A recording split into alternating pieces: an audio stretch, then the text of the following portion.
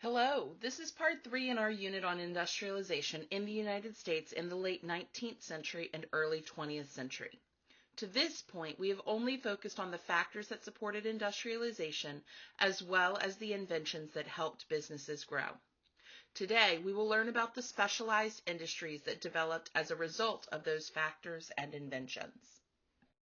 Today's essential question is, which specialized industries flourished in the United States during industrialization? Your note should help to answer this question.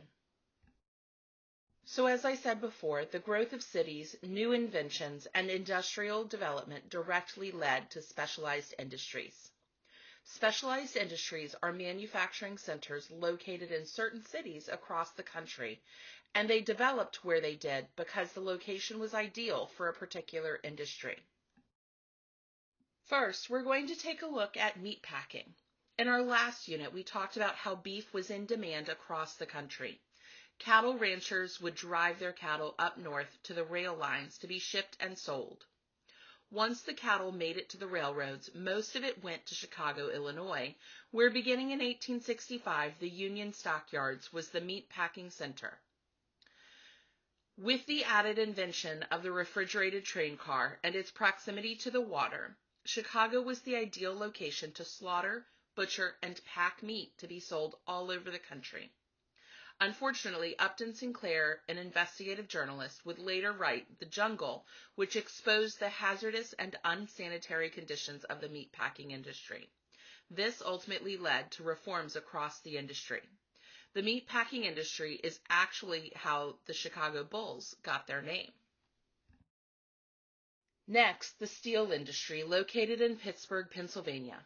This was a highly profitable industry for the fact that steel was used to help build the infrastructure for cities across America. Steel could be sold at a high premium, and it made a few families very wealthy. The steel industry here is why Pittsburgh's football team is called the Steelers, not because they like to steal the ball. Third, the hair care and cosmetology industry developed in St. Louis, Missouri, thanks to several women. Annie Malone developed hair care products for African Americans and founded the Poro College Company, which was a cosmetics school.